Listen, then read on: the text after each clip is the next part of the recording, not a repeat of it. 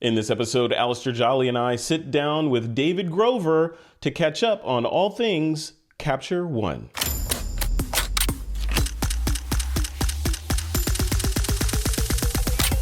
This is TWiP.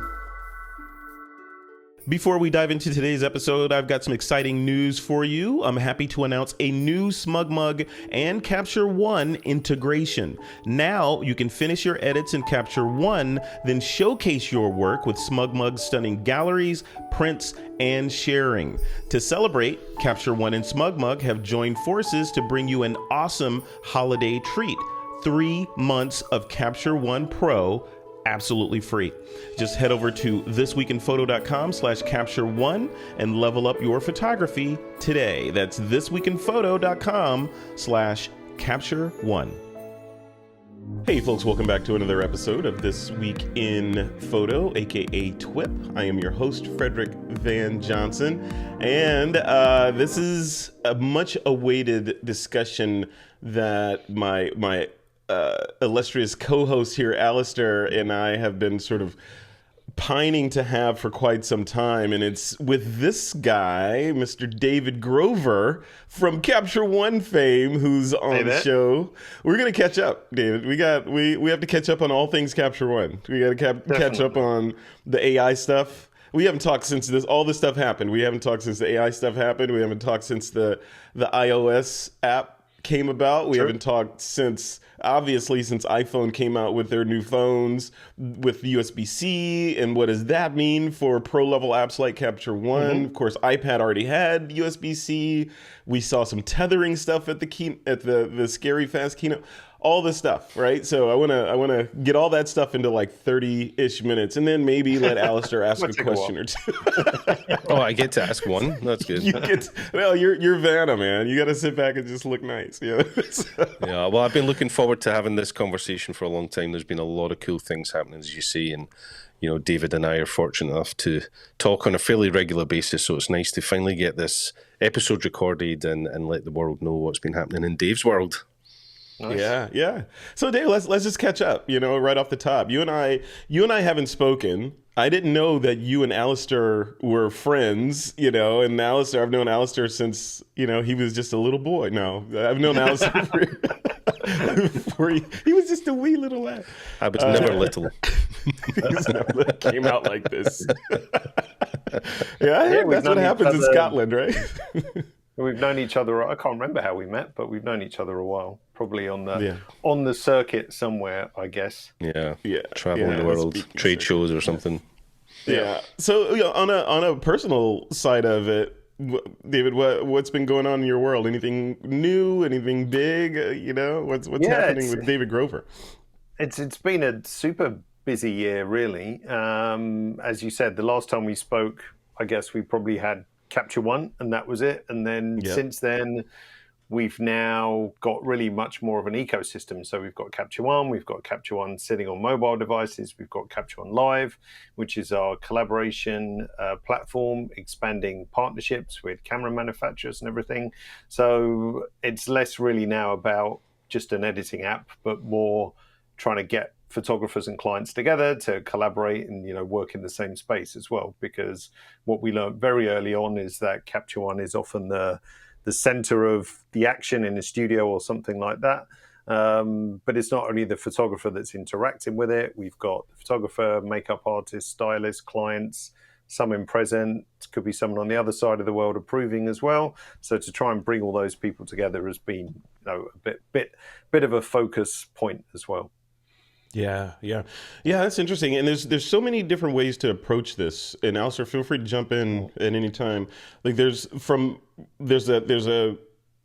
obvious questions about just sort of competitive analysis and which tool should I choose? And Capture One is legendary for being the grown-up tool for photographers, or the go-to tool if you even feel like you may one day tether. You got to be using Capture One because it's the go-to for that. What's the positioning these days? Considering everything you just mentioned, like who is there a target market? For me, it used to be like, tethering people, studio shooters, commercial photographers, of course, Capture One. I feel like it's probably bigger than that now. Like Yeah, who's the it was target? super easy. It was super easy selling Capture One, I guess even 5 years ago, because you could pretty much guarantee the customers someone in the studio. They shot tethered. They were probably shooting fashion or portraiture or something like that, or commercial advertising editorial. That was pretty much it. But since then, Caption's expanded into a whole bunch of different areas as well. We've got wedding photographers, portrait photographers, landscape photographers, wildlife photographers, and everyone has, unfortunately, a very different requirement, which is fine. That's what makes it interesting. But yeah, it's a much broader customer base than it was just only 5 or 6 years ago, really. So new challenges. Yeah, and And much of that came good on about you. because we, so many different genres were looking at Capture One as their raw converter, right? Where, as you say, portrait tether, people had known about it for a long time, but when people started shooting raw files and were looking for the best converter in the world, many of us jumped to Capture One, not because it provided us the tools that we needed from a tethering world or whatever, but purely for that conversion opportunity. Yeah. And That's David, a good point. Yeah. one of the questions that I got from some folks in the community was about digital asset management. And, and I want to get that out of the way because there's a lot of sexy stuff to talk about. The kind of block and tackle stuff is this boring stuff. DAM, or digital asset management. There was this kind of back and forth about, other solutions are better for digital asset management because they do A, B, and C.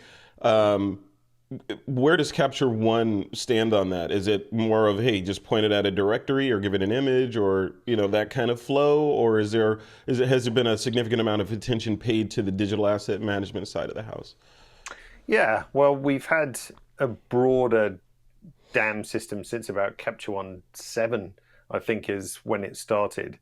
So formerly, there was only one way to store your files, which was in something called a Capture One session, which is still alive and well today and much loved by a bunch of photographers, a bunch of our customers.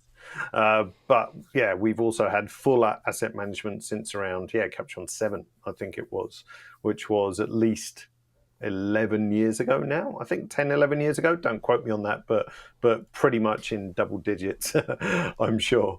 So yeah, if you want to use Capture One as an asset management, you certainly can. We've got loads of ways to filter, add keywords, arrange your files, a whole bunch of robust stuff. Performance has improved immensely over the years. I'd say the original incarnation of a catalog wasn't that robust, but it's come a long way since then. And we have plenty of customers who are using Capture One in that fact as well, or that purpose. But we've also maintained Capture One Sessions, which is a totally different way of file management, but suited very nicely for individual projects too. So yeah, you've got options essentially.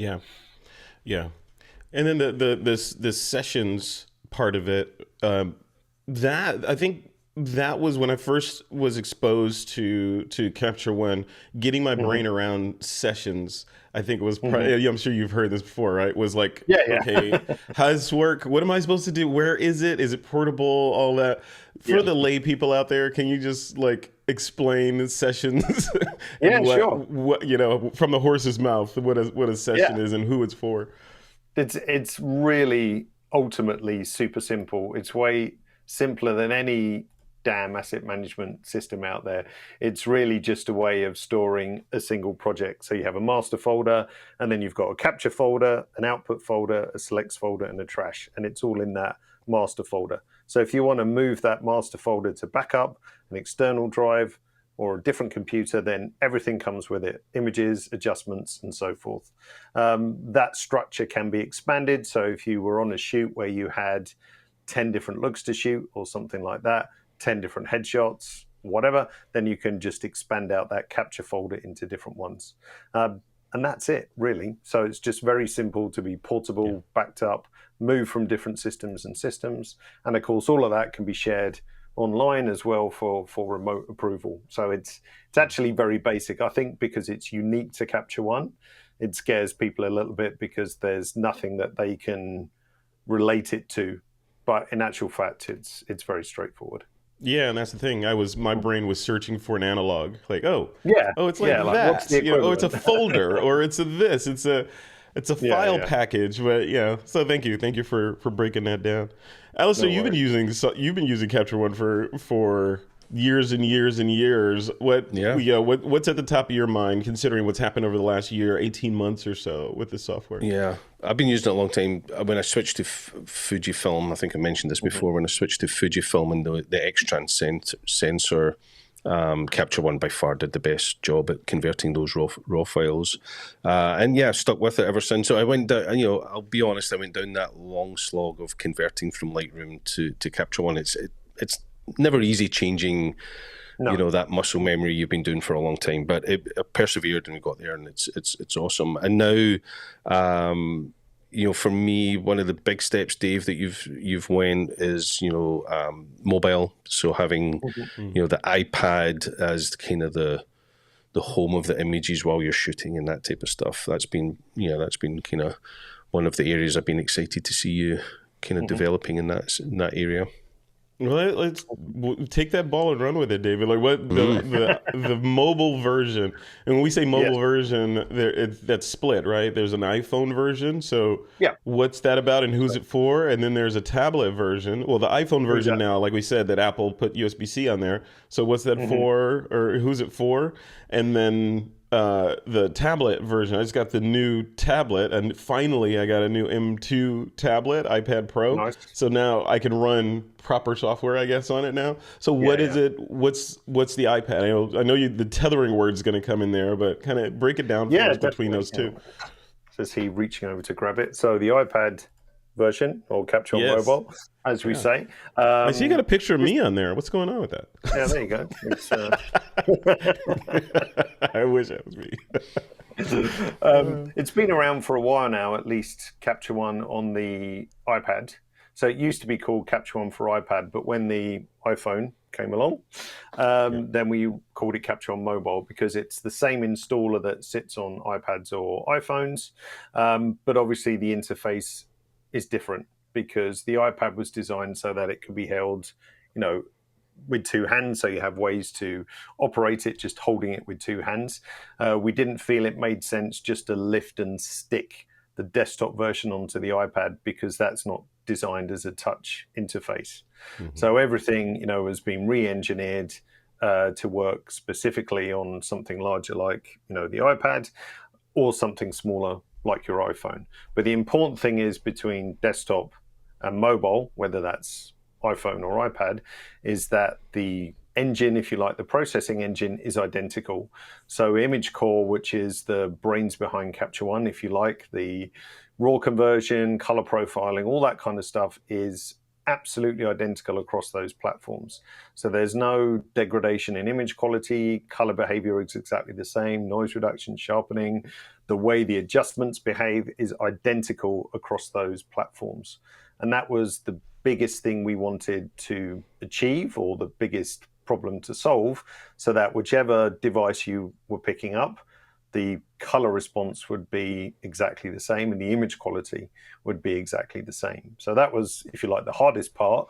Then making the interface kind of work on those different sort of platforms was, the second part. But yeah, the iPad's really shown itself to be a robust, super lightweight tethering tool. Certainly if you're working out on location and you don't want to drag laptops and all that kind of stuff with you, then you've got, a high performing, as you said, Fred, with an M2 system, or even an M1 system. My iPad Pro's an M1, and it performs really fast, like shooting tethered. It's not like, I'm on an iPad, it's slowing me down. Quite the opposite, really. It's just a really fluid, nice, fast way to work. Yeah. I'm curious about the workflow. For example, with Blackmagic Design and DaVinci Resolve, when they introduced sort of the synchronization support, and their mobile version on the iPad, and even on Adobe side with Lightroom Mobile and all that, there's this ecosystem, and sort of the idea that I could be working from anywhere, and it doesn't matter my device or my device becomes a portal into the work versus the work living on the device. So therefore, if I find myself in a situation with just my phone, I can get a little something done, or if on my iPad in the back of the cab or at my proper workstation. Is Capture One following that same kind of flow where I can just pick up whatever device I happen to have and continue working? Yeah, almost. So we've cool. got sync in beta at the moment, which is what we call it. So what we have at the moment and what we had from the start was the ability to, let's say you start your workflow, whatever that is, up on the iPad. Maybe you've shot tethered or you've been working on location and you've imported some images to it. You can do whatever you need to do on the iPad, start making some adjustments, add a preset or whatever. Then you can send that up to our cloud and then pull that down on your desktop and then pick up where you left off. But as exactly as you've described, people also like the option of, actually, I've got a spare 10 minutes. I'm going to pick up my phone, pick up my iPad or whatever, and do a little bit more work, maybe do some rating, export a few things or whatever, which is entirely possible. So for quite a few months now, we've had sync operations in beta. So some testers putting it through its paces, finding out what works great, what needs improvements, and so forth. So very soon, I would say, without giving concrete dates, we should have some news on when that's going to be available as well. Really cool. And I think that's where I'm beginning to see Capture One really become this fully fledged ecosystem now, where it's not you're not tied to your desktop or your laptop in a studio. You really can use it on location with an iPad to tether, which as I'm getting older and my eyes are getting poorer, having a large screen like an iPad on location is good. And then those moments where you find, a downtime during traveling or, a commute or between jobs or whatever, where you can now just jump onto a device that you have at hand. I think that's been a huge improvement on the full ecosystem that we have now with the Capture One. Definitely. Yeah. And with, improvements in this isn't a 15 yet, this is a 14, but improvement in this kind of technology, just adding USB-C means you can tether to something like this as well. So you can hook up your camera. I can tether to this just with the lightning to camera adapter, but obviously that requires an adapter. So now having USB-C on the iPhone 15, you can literally hook up your camera, shoot tethered, send that to the cloud, and then be ready to start working on your desktop. And also, even on an iPhone device like this, we can run this to Capture One Live, which is the collaboration service. So you can shoot tethered and then have your client reviewing images as you shoot as well. So even though it's just a phone, it's a really powerful device for location work and just having that lightweight tethering option as well. With the live stuff, when you're collaborating with other people, what level of collaboration do you have? Can they comment? Can they write notes? Can they communicate with you? Yeah, that's all. Yeah, so you've got various different access levels. So you as the photographer are in control, which is really important. So you can say, Alistair, I would like to give you the ability to star rate and comment. Fred, I would like you to be able to color tag but not make any comments, something like that. And for a third person, I would prefer if they can view it, but they can't actually interact. But to give someone full access, they can star rate, they can color tag, they can write comments, and all of those things arrive back to Capture One in real time if that's needed. So if Capture One is open, and then someone is, and whether that's on iPad or iPhone or desktop, Capture One's open and someone is working collaboratively on a collection of pictures, which they can do via any web browser. They don't need Capture One to do that. Then everything is synchronized to Capture One immediately. If Capture One is closed, then they can still work on the platform, commenting, star rating, and as soon as you open up that collection again, everything is synchronized back. So it's great for in the moment work, or it can be give me your feedback in 2 or 3 days time or something like that. So it works perfectly for both situations. That's fantastic. I'm curious from a client workflow perspective. If you're shooting and you're shooting basically to the cloud. What does that UI look like for the end user? Like, if as a client, are they required to download Capture One or Nope. something similar to view it, or is it just a web page? How does that work? Just a web page. So yeah, Cool. so any web-enabled device, that's it. It's super simple. So they just have the ability to see images as thumbnails. They can look at them bigger, and then they can just star rate, color tag, write their comments. It's you don't need any training or expertise to be able to use it. If I sent you a link, you'd open it up and go, "Oh yeah, I know what I have to do." So That's really cool. pretty self-explanatory.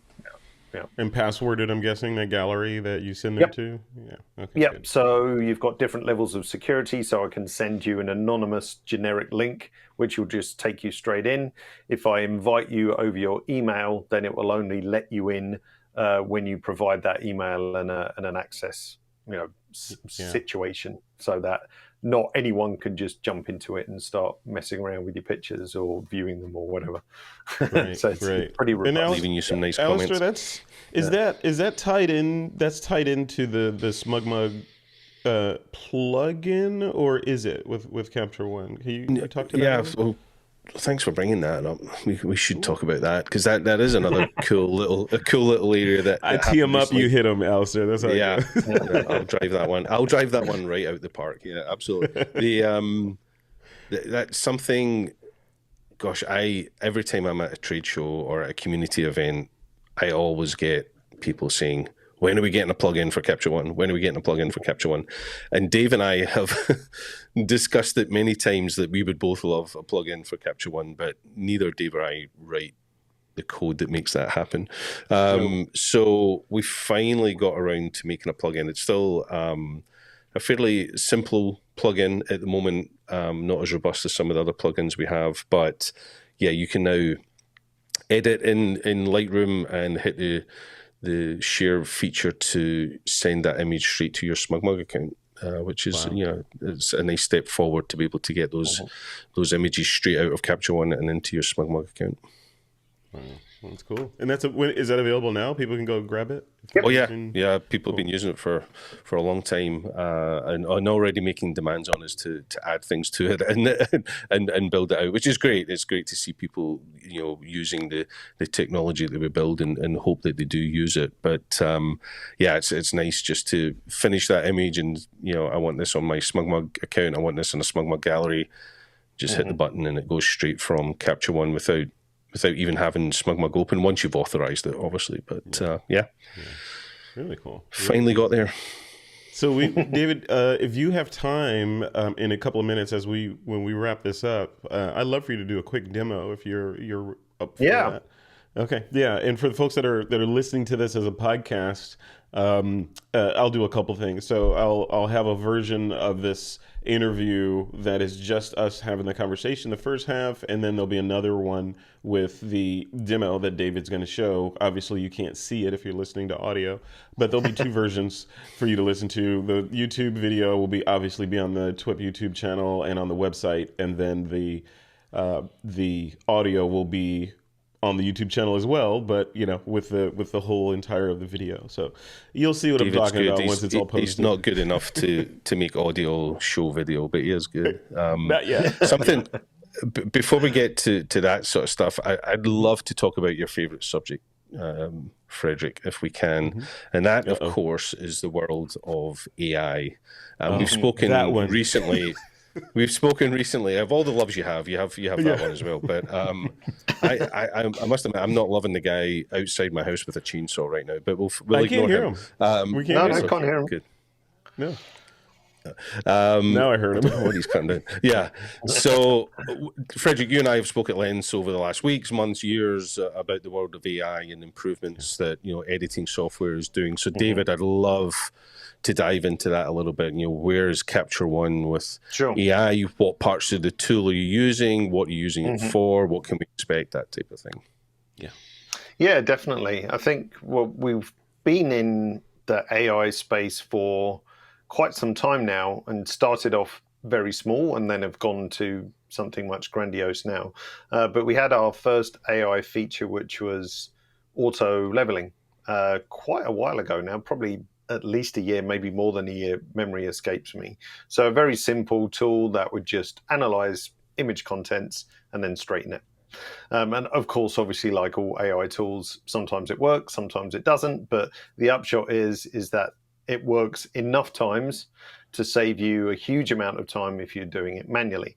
And that's really important. The AI tools that have then developed into Capture One have not been about editing as such, or replacing skies or changing someone's appearance, those kinds of things. We're not really interested in that part of AI. What we're interested in for AI is to do some of the tasks which we find tedious. So like leveling pictures is that example.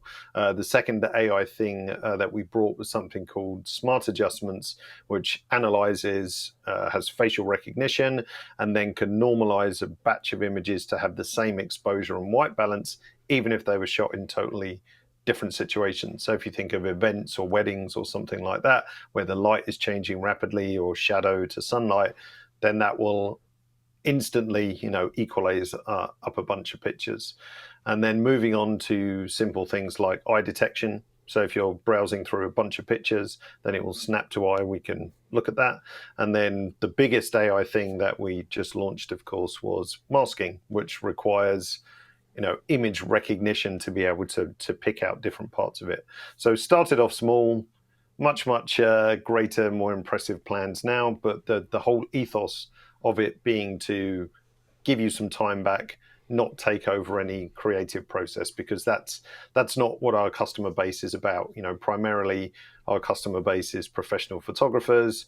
They are paid to provide a creative service, and part of that creative service is their look and the way they shoot and edit their pictures. So we don't feel anyone really wants us to take over that part of photography. Yeah, that's absolutely right. All right, David, I want to switch gears and talk a little bit about what we kind of touched base on in the beginning, and that's the whole tethering side of the world. Yep. and how all that works. Capture One, like I was saying, that's when it first kind of came into view. Was everyone was like, okay, if you want to shoot tethered, use Capture One. It's what all the pros use. Even anecdotally, or I don't know what the word is, serendipitously, I would see Capture One. I don't even know if I'm saying the word right. I would see Capture One in videos of other professional and commercial photographers just in the background. As a matter of fact, of course, I make, $300,000 per shoot, and there's Capture One showing the clients. Yeah. So, so it's been known for doing that. And like you said, it's now doing a bunch of things and serving a giant part of the market. Can you talk to the tethering stuff and where it was back then, and how if it has evolved in terms of camera support, speed, everything? Definitely. Well, initially, Capture One was written to support Phase One cameras. So that's why Capture One was born, because there was no application to do that. And then I think we expanded that by supporting one Canon camera at some point for tethering, apart from Phase One cameras. And if we fast forward to where we are now, 25, probably 28 years later since Capture One started, we now support obviously Canon, Nikon, Sony, Fuji, Leica, Sigma as some of the brands that we support for tethering. So that's expanded massively.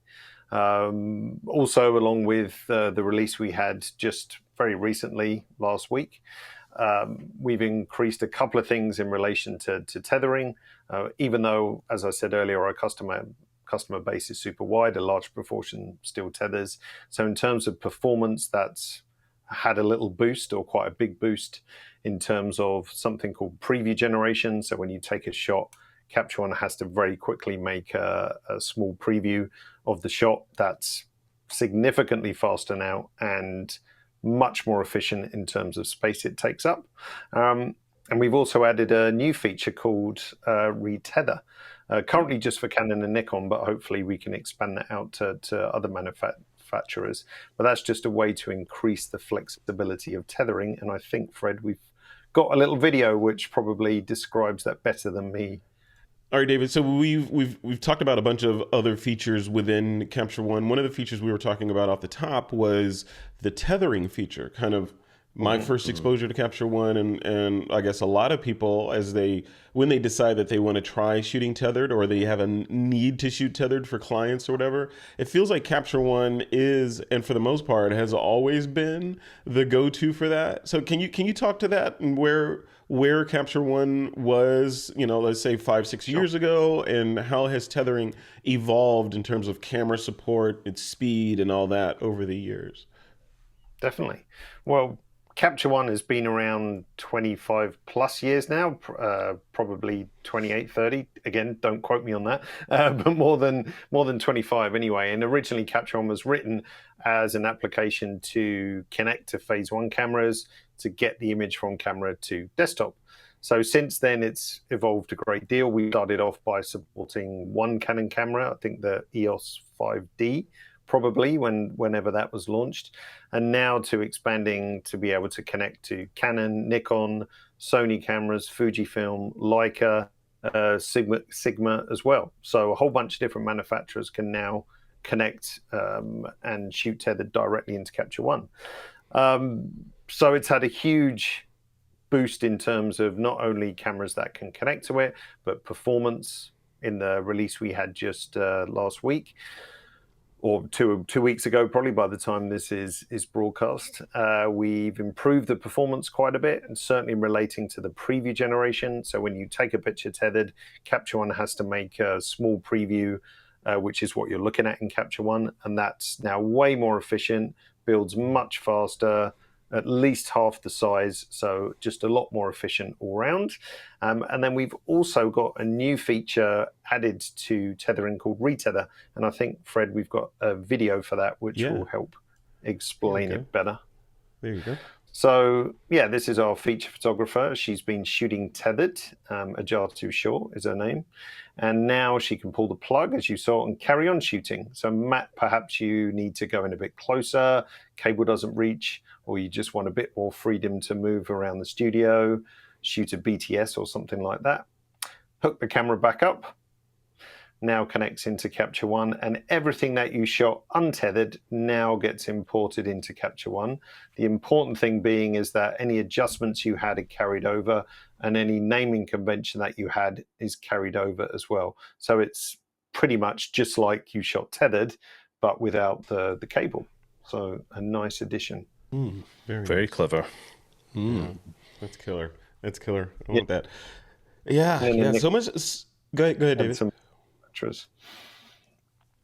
Sorry, I stepped on you a little bit. Say that again. That's all right. No, I was just going to clarify that it's only currently for Canon and Nikon. The reason for that is not because we don't like the other manufacturers. It's purely because, unfortunately, no two manufacturer does things the same way when it comes to communication protocols. Most are using something called PTP, peer-to-peer, I think it stands for. But the way you implement that is also different as well. So Canon and Nikon have done it in a way which allows us to bring about this feature quite easily. And then now the next step is to look,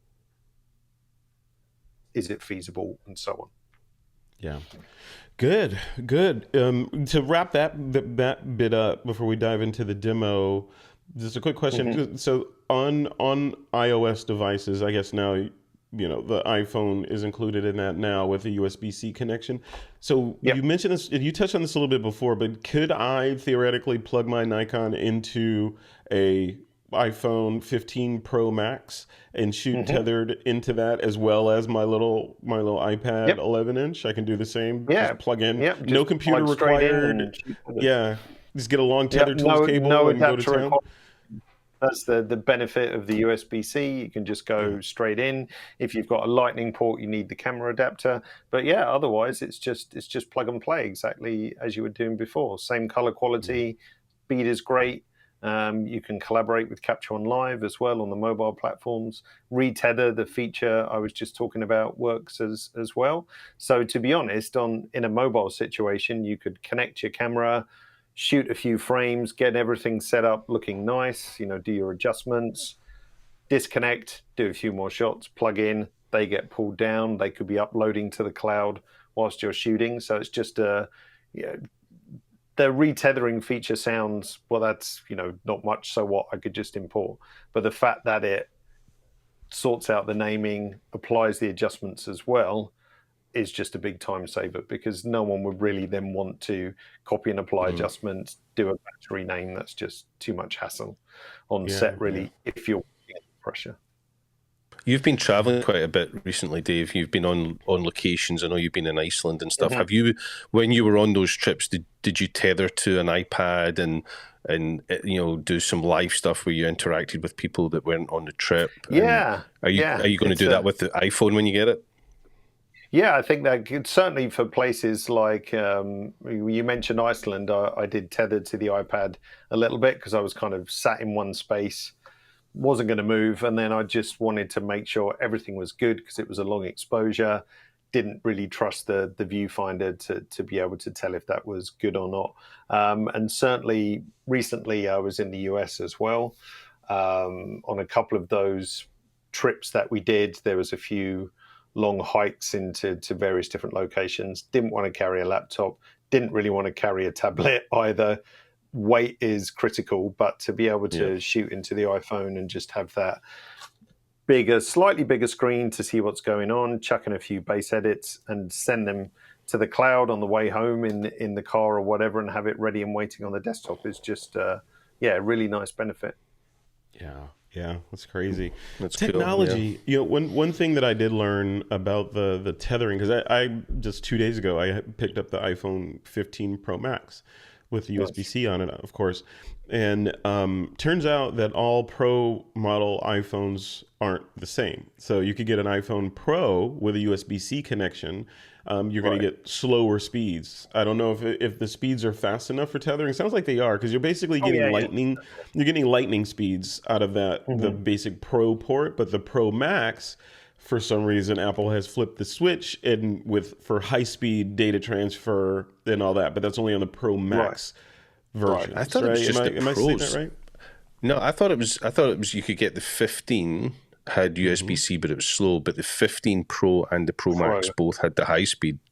So it's the Pro. So the Pro is the high speed. Oh, so that's the nuance. Just because you have a USB-C port on your Apple phone doesn't necessarily mean you're going to get high speed. You need the Pro model is the takeaway. Thank you for that. Yeah. But surely, are they still both sufficient though, Dave, to tether? Yeah, it's still sufficient. So even the Lightning port is sufficient to tether. But what's interesting with the full speed USB-C port is if you have a camera that can support it, and depending, I can't remember off the top of my head what speed the Pro USB port is, but if it's 10 gigs per second, then you can get some ridiculously fast tethering speed. So the Fuji GFX 100, the new one, the Mark II that just came out, has a 10 gigabits per second USB transfer speed. And if you have a cable that can support that, you can get ridiculously fast tethering speeds, even though it's 100 megapixel.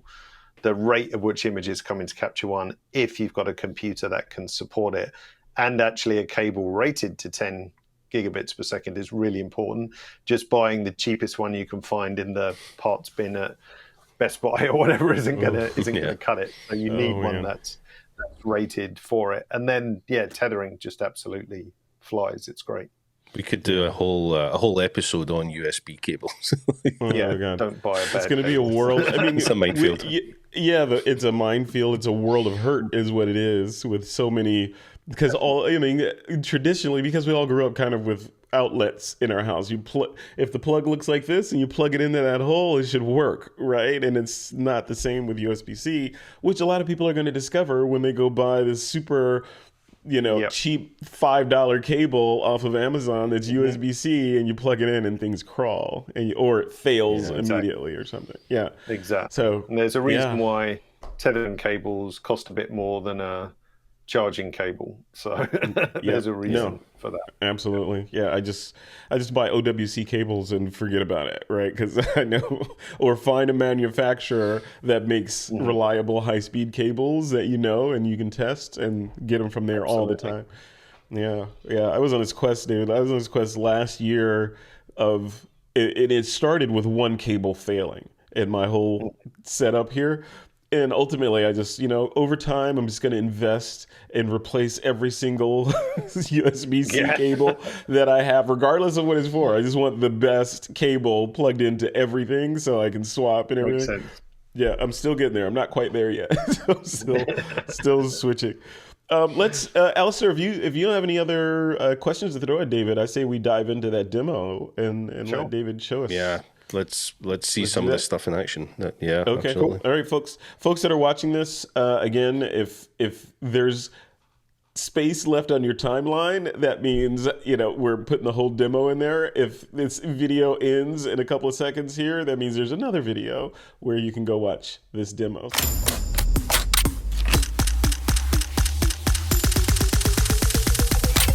This is TWiP. Capture One and SmugMug have joined forces to bring you an awesome holiday treat. 3 months of Capture One Pro absolutely free. Just head over to thisweekinphoto.com/capture1 and level up your photography today. That's thisweekinphoto.com/capture1.